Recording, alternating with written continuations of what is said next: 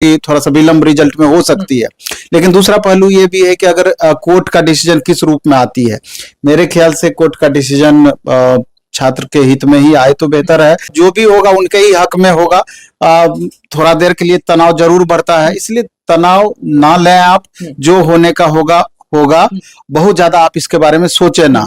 हाँ, ये जरूर है कि जो TRE 4 जो एस्टेट वाले बच्चे हैं, एसटीटी वाले, हाँ, या TRE 4 जिनको देना है, तो उनका एक अलग तनाव है कि एस्टेट का रिजल्ट कब आएगा। हाँ, तो अभ्यर्थी से हम ये कहना चाहेंगे कि आपको पता चलता है कि आप जो एग्जाम दिए हैं आपको कितना मार्क्स आ रहा है। स्टेट वाले को बता रहे हैं हम कि अगर लगता है कि मिनिमम क्वालिफाइंग मार्क्स से 2, 4, 5 नंबर भी अगर आपको ज्यादा है तो आराम से आप TRE 4 का तैयारी स्टार्ट कर लीजिए, क्योंकि गारंटी तो इस बात की जरूर है कि TRE 4 आएगी ही आएगी। कब तक आती है अब डिपेंड करेगी रिजल्ट पर। TRE 3 का जब रिजल्ट आएगा तो इस बच्चे को ज्वाइन करा दिया जाएगा।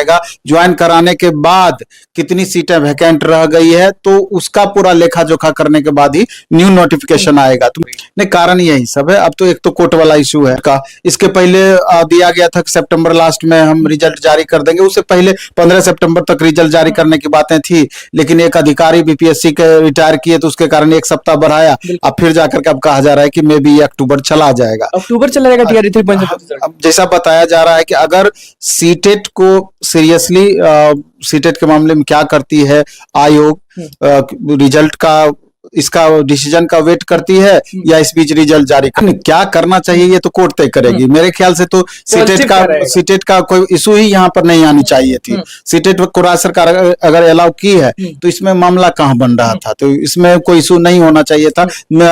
कि अभ्यर्थी को परेशान क्यों करना, क्योंकि अभ्यर्थी लगातार इतना मेहनत करके एग्जाम दिए, आप लास्ट में जाकर के एक आप फंसा रहे उसमें। हाँ, तो इस ऐसे ही अभ्यर्थी परेशान चल रहे थे रिजल्ट को लेकर। जैसे अगर राज्य सरकार के विरोध में ये डिसीजन जाता है तब एक बार सरकार सोचने को मजबूर हो जाएगी कि आखिर जो TRE 1 में रिजल्ट दिया गया सीटेट के अभ्यर्थी का, TRE 2 में दिया गया रिजल्ट सीटेट के अभ्यर्थी का, तो वहां पर क्या करना है। तो जिस हिसाब से आप देखें कि BEd वाले अभ्यर्थी को 6ठे चरण की बहाली हुई थी, अभी तक उसको साथ छेड़छाड़ नहीं किया गया है। तो यहाँ पर भी अगर विपरीत परिस्थितियां आती है तो राज्य सरकार कुछ ना कुछ उपाय करेगी, लेकिन इन अभ्यर्थियों को तनाव लेने की जरूरत नहीं है। जो भी होगा बेहतर ही होगा, इसलिए जो जॉब कर रहे हैं आप करते रहिए, कोई दिक्कत। शिक्षक बन चुके हैं वो शिक्षक। हाँ, बिल्कुल।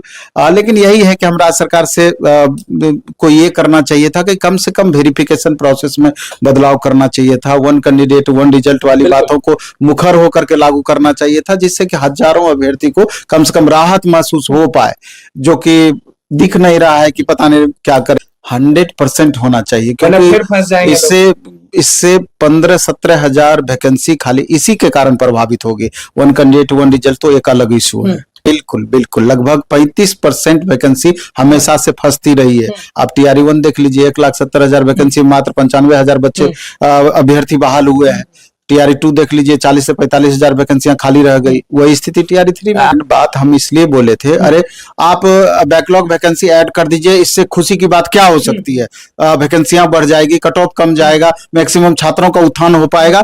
लेकिन इनके बातों पर भरोसा नहीं होता है, क्योंकि इतनी बार ये अपनी बातों को चेंज लगातार करते हैं। तो इसलिए हम बोले कि BPSC जब इस चीज को या शिक्षा विभाग इंप्लीमेंट कर देगी तभी जाकर के हम समझेंगे कि हाँ अंतिम रूप से सत्य है, नहीं तो ये हवा में ही ये बातें अभी चल रही है। कट ऑफ तो आपका वही होगा, अभी भी उसी पर है। नहीं, वो तो सब तो जो है उसमें 1-2 नंबर का मार्जिन जा सकता है, क्योंकि मैक्सिमम स्टूडेंट का 2, 3, 4 नंबर से कमी आई है निश्चित रूप से। तो उस पर बहुत ज्यादा अभी आप डिमांड करते हैं कि DV हो जाना चाहिए TRE 3.0 रिजल्ट। 100% DV पहले हो जाए। 17,000 के लगभग सिर्फ इस वैकेंसी, हाँ, इस प्रोसेस से पड़ेगा। बाकी 1 कैंडिडेट 1 रिजल्ट से दोनों मिला के लगभग 30 से 35% सीट पे प्रभाव पड़ेगा। कभी ऐसा नहीं करेगी।